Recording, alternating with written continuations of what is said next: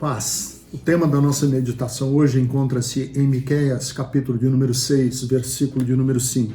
Ele mostrou a você, ó homem, ó mulher, o que o Senhor pede, o que o Senhor exige de cada um de nós. Que a gente pratique a justiça, que a gente ame a fidelidade e que a gente ande com humildade diante de Deus. É muito importante a gente citar esse texto porque ele vem a partir de uma história ou de um histórico em que a religião a religião judaica, ela tinha duas grandes vertentes. Ela tinha uma vertente sacerdotal que perdurou a grande parte da história de Israel no Antigo Testamento e a tradição profética que é considerada tardia. Por que isso é chamado tardia? Porque os profetas vêm na esteira ou na cultura que se desenvolve em Israel a partir da ameaça, da realidade e do pós-exílio da Babilônia. Vocês sabem que Israel entrou num processo de decadência e foi sucessivamente invadido por povos vizinhos e acabou capitulando, sendo destruído pela Babilônia. Depois que a Síria conquistou o Reino do Norte, o Reino do Sul, que era chamado de Judá, caiu. Então há a tradição sacerdotal que vem até o exílio, até essa grande crise que Israel sofre com a invasão da Babilônia, e aí vem a tradição profética. E a tradição profética é aquela que diz o seguinte: todas aquelas liturgias e todos aqueles cerimonialismos e todos aqueles derramamentos de sangue e todas aquelas festas e toda aquela manifestação religiosa de Israel foi inútil. Foi inútil. Inútil por quê? Porque o cerimonialismo, a liturgia, o exercício da religião por si mesmo é insuficiente se nós não levarmos em consideração, se a gente não perceber que o que Deus na verdade quer é que haja justiça, que haja respeito à vida, que haja cuidado com o pobre, que haja hospitalidade para com o estrangeiro, que haja um senso comunitário em que ninguém despreze os que não têm a mesma velocidade, os que não têm as mesmas capacidades, os que não têm os mesmos privilégios. Então, havia duas correntes em Israel no Antigo Testamento que abertamente entram em conflito. A tradição sacerdotal, que dizia o seguinte: nós temos que aumentar o número de sacrifícios. Se a gente estava matando 5 bois em honrar a Deus, nós temos que matar 1000. Não, 1000 não foram suficientes. E aí você tem, por exemplo, na época de Salomão, o sacrifício de milhares de animais, no intento de conquistar Deus. Aí vem o profeta Isaías, ou a narrativa do profeta Isaías, e diz o seguinte: Deus está, na verdade, enjoado. Deus está com náuseas do tanto de sangue que vocês estão derramando, e ele é inútil. Porque ao invés de derramar sangue, vocês deveriam fazer valer a justiça na terra. Vocês deveriam fazer valer o bem, vocês deveriam praticar a hospitalidade para com o estrangeiro, receber aqueles que estão exilados, sem casa, sem teto. E aí o profeta Miqueias resume isso dizendo o seguinte: toda a religião, todo o exercício religioso, ele tem que se resumir a 3 práticas diferentes. E que se nós conseguirmos internalizar essas 3 práticas na nossa vida, basta, é suficiente. O que são elas?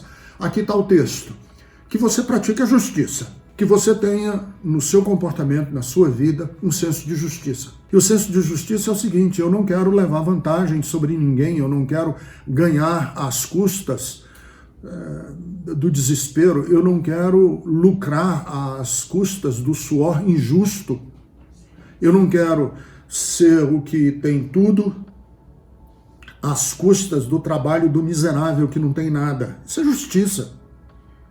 E aí você acreditar que os ricos que têm tudo vão praticar essa justiça sem uma intervenção externa, seja de Deus, seja do Estado?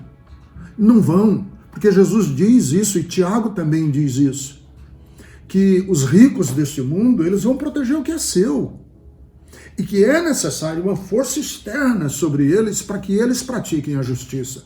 Por isso é que a Bíblia nos fala sobre os perigos do dinheiro, os perigos da riqueza, porque ela rouba a nossa capacidade de vermos um mundo mais igual, mais equilibrado. A outra coisa que ele diz é que a gente ame a fidelidade.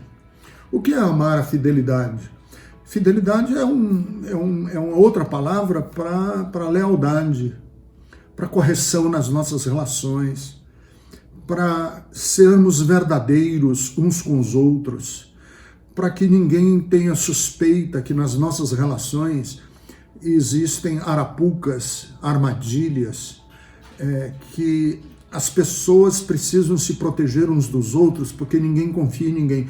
Se você for justo e você incorporar na sua vida a lealdade e você não ser uma pessoa arrogante, de nariz para cima, se achando melhor do que os outros, como dizem, o último biscoito do pacotinho de Deus.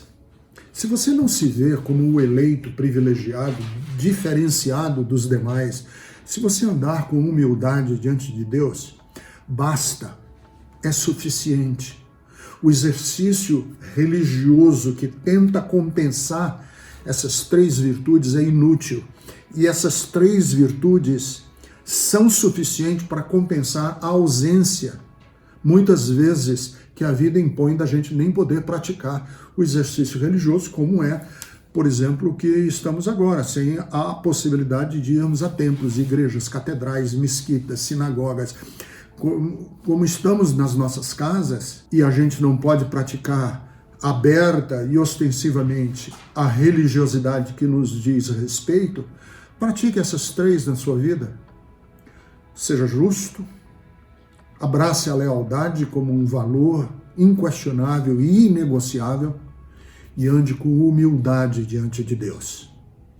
E assim, se a gente fizer assim, essa é a religião que agrada a Deus. E é isso que deve trazer conforto ao nosso coração. Porque nós não precisamos ficar nessa sofreguidão de tentar o tempo inteiro ficar agradando a Deus e repetindo orações e mecanicamente rezando e recitando e clamando e falando em nome de Jesus 280 mil vezes para ver se Deus nos ouve. Não! Deus não quer muito de nós. Deus não exige de nós essa montanha de práticas religiosas. O que Deus quer e o que satisfaz o coração de Deus, na verdade, são homens e mulheres com o coração íntegro. Isso é integridade. Ser justo, ser leal e ser humilde é suficiente.